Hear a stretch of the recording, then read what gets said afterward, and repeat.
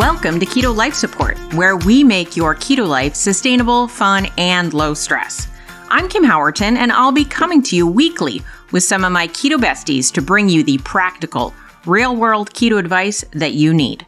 Quick disclaimer, I am not a doctor, and even if we do have a doctor in the house from time to time, he or she is not your doctor, and nothing we say on this show should be taken as medical advice.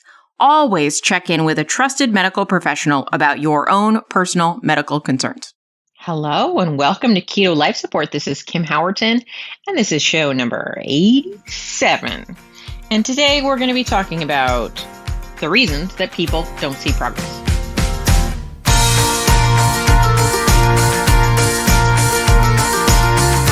Okay, so if you're like me at various points on your weight loss journey, you were keto, you saw a article, or as they call them, a listicle, right? An article that's a list, the 7 reasons that you're not losing weight on keto, or fill in the blank, right? I'm sure some of you, all of you, have seen something like this on the internet.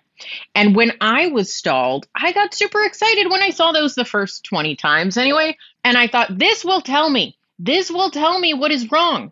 This will tell me the problem I am having. And then I would open them up and I'm like, no, and still no, right? It's like, it just felt like an insult to my intelligence. It was like, you're not tracking your food intake. Yes, I am. You're eating XYZ. No, I'm not. Right? It was like, it just felt insulting. And I was like, but it's, when you're not seeing the success you want, when you're stalled, when life's not going quite right, you start looking for another magic pill, right? Something that's going to make something happen because you're not sure what's going on. And so I thought I should do this podcast, kind of break it down. And you're going to be like, those seem really obvious, Kim, but go with me on this. It actually is a really helpful exercise. Okay. So if you're listening to the sound of my voice, is that how you start to hypnotize people? I don't know how to do that, but whatever. If you're listening to the sound of my voice, you are probably someone who is either stalled, not seeing the progress they want, or somebody who is stalled or not seeing the progress where they want, right? Because they're everywhere. I can break it down. Now, there are certainly, absolutely, 1,000% subcategories here. But when I break it down, don't think this is too simple. It's actually important to go all the way to the root cause, right? If we stay on the surface, you just get frustrated. So we're going to go deep here. 2 main reasons. 1, you don't know what to do, right? Like maybe you thought you knew what to do. Maybe what you're trying now used to work. Or maybe you're brand new to this weight loss thing and you're like, I don't know about this. I'm guessing I don't know. So it could be anywhere on a spectrum of I'm new, I have absolutely no idea, or I'm advanced, I totally thought I knew what to do, but what I thought I knew what to do is not working.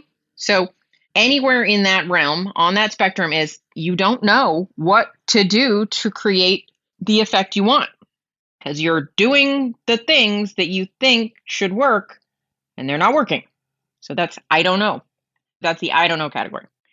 The second category is you are pretty sure you know what to do, but you're not doing it, right? That is, maybe you know that likely binge eating is not beneficial for long-term success with fat loss, and yet you're doing it anyway, right? So, you may not know exactly what to do, but you certainly know that even of the basics of what you know to do, you're not doing it.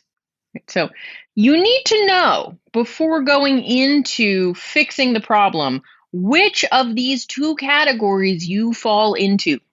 So in that first category, you're going to have a different set of steps to follow than the second category. So let's start out with the second category, because I like to do things backwards. So you know what to do, but you're not doing it. So the first thing that tends to happen with this group is that they tend to beat themselves up a lot. Because if you know what to do, it should be easy. You should be able to do it. Why aren't you doing it? But it very well may be that you simply don't have the right strategy around doing the things you need to do. That means, what are your habits like? Are you following the right circumstances? Have you set up the right environment? Have you dealt with the underlying emotional stuff? Right? There's so much there.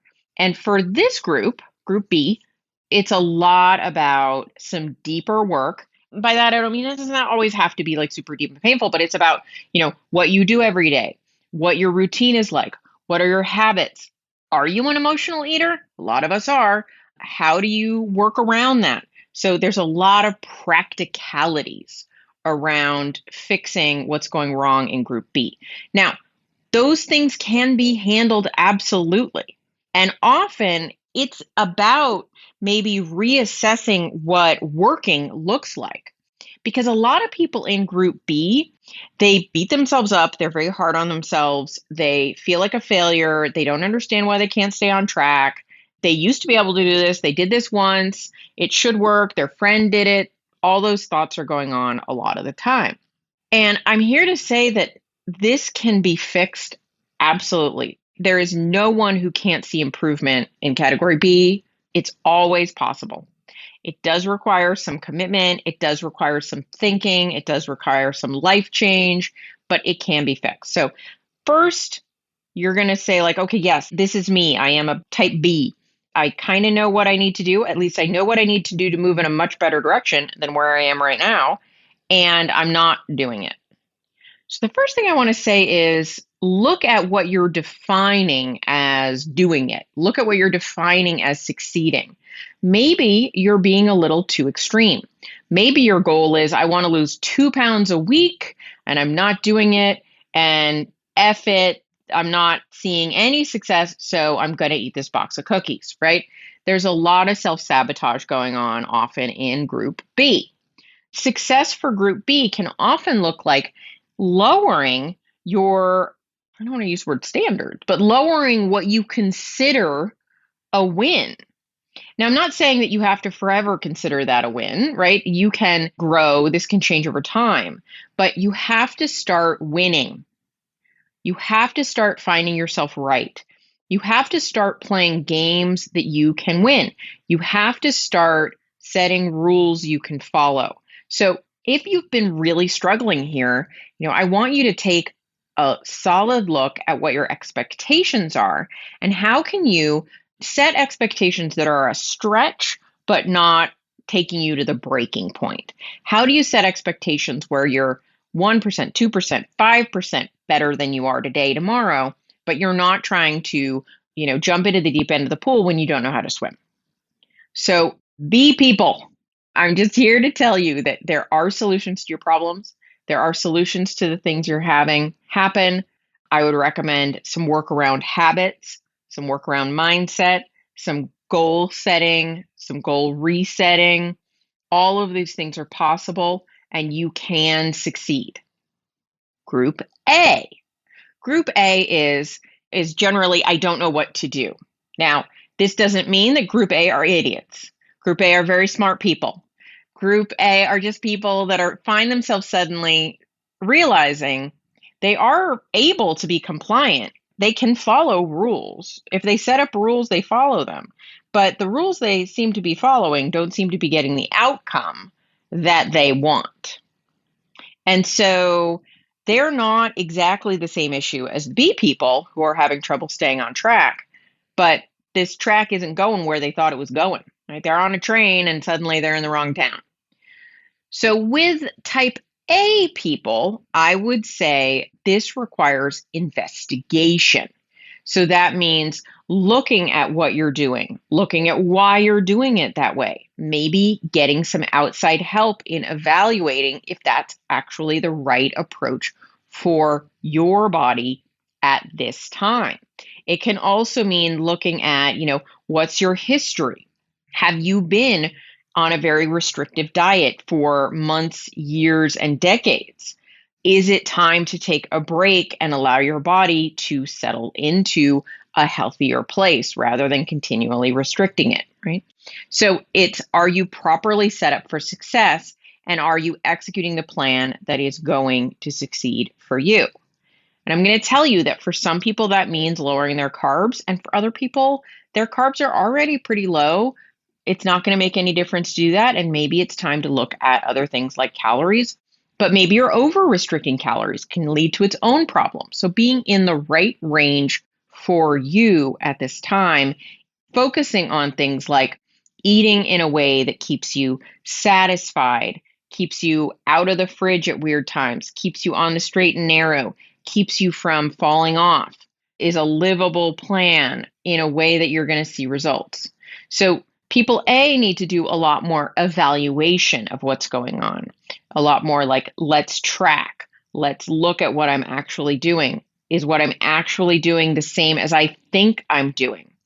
So different strategies for A and B, but they all require sort of a introspective period of what is going on, what am I doing? And the thing that both A and B need above all is to drop the shame, to drop the guilt, to drop the should have. Getting emotional is not going to help. And I say this as an exceedingly emotional person. I am, name the mental issue, I have dealt with it. I have depression issues. I have anxiety issues. I have all the things. I have low self-esteem. I had all of it. I get it. I get that it's hard. I get that we wrap up our self-worth in our body. I get all of that. And you have to just keep telling yourself to shut it. And that's not helpful. Because it is important to go into those deep, dark places and find healing and find growth. But if you're getting trapped in a pocket of shame and despair and it's keeping you from reaching your goals, you're just in an infinite loop of losing. We got to get some wins in your system. And so when you go down the emotional rabbit hole, you got to get yourself out. You got to back it up and come to the surface and say, okay, we're going to be a little more analytical right now. And I would suggest in this period, if this is a big challenge for you, getting some help, whether that's a friend who's been down this road before, whether that's a coach, whether that's a program, getting the help you need. This is why I created my program, which is called Keto Unstuck, because we go through, are you A, are you B? Okay, how do you evaluate? What do you need to know? What's the thing for you that's going to unlock where you're at? So I am recording this podcast right now as we're heading into the new year because this topic was on my mind because my program is starting again in January. It runs several times a year. If you'd like the help of that program, the links will be in the notes. I'm here for you if you want it. I'm not saying that's the only option, but it is a great option, or else I wouldn't have created it. But otherwise, if that's just not in the cards for you, I would say make a pact with a friend here where, you've got someone to be accountable to. You've got somebody to talk to about this stuff. You've got somebody who understands where you're coming from. I don't think that weight loss, especially for those of us that struggle, is best done alone and in secret. I think that bringing it out into the open, and I'm not talking about you have to talk about it constantly at every event ever, not at all, but get an ally, get a friend, get somebody who's on your team and is there to support you, not to coddle you, not to, enable you, but to really have your back. I want that for you. So you might be hearing what I'm saying and saying, well, okay, but that doesn't fix the problem.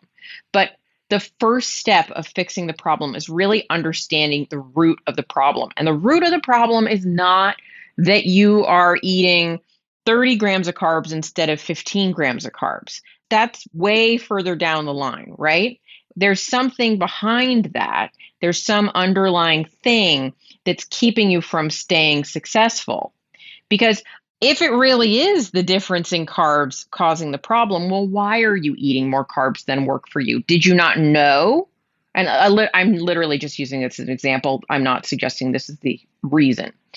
Did you not know that was right? Is it an educational problem? Is it an experiential problem? Is it something you need to learn? Or is it, I planned to eat 15 grams, but then I had a cookie or whatever. Not that that would fit in that many grams, but right, I couldn't stop myself from grabbing something off the counter even though I wasn't hungry. That's a different issue, right? So the details, those come later. First, really, you've got to understand why you're not having the success you want. Is it a knowledge-based issue, something that needs to be investigated? Or is it a action-based issue, something that needs to be evaluated and shifted, habits, patterns, thoughts, mindset, right? Now, it's true that somebody might have issues in both areas, but there's a primary one. There's a driver, and you need to deal with that first. So I'm going to put some resources in the notes. I've got like a mindset reading and some other things. The links on those, they're free downloads. I'll grab those for you. But ultimately, a pen, a paper, some time alone, maybe some mint tea, and you're going to think like, okay, without judgment, without shame, without guilt, without all those emotions that tend to distract you from actually getting the bottom of things, because you just go to like, well, I'm a POS and that's all that really matters, is to say like, okay, what's really going on here? And doing that kind of look into yourself can be the first step to your success. So I hope I see you either in the comments or in my program, which starts January 3rd. And I give a guarantee. So I'm here for your success. And if you're not successful, I will give you your money back. And so if you're there for the program, great. If you're there with a friend, great. If you're in my comments, great. I just want you to get what you need so that 2022 is a year that you feel empowered, enabled, successful, and like you know how to win. All right. Thanks, guys. See you soon. Thank you so much for joining us for this episode of Keto Life Support. Want more information? Want show notes? Want to suggest a topic? Just head over to ketolifesupport.com. That's where all that kind of thing can go on. By the way, I have a request. If you could go to your podcast host and hit subscribe, we would really, really appreciate it. And what would be even more awesome is if you could write a review. And what would be even more awesome than that is if you could write like a really flattering review. Just asking, you do you. All right. So thanks so much for joining us. I'm thrilled that you're part of the Keto fam. Talk to you soon. Bye-bye.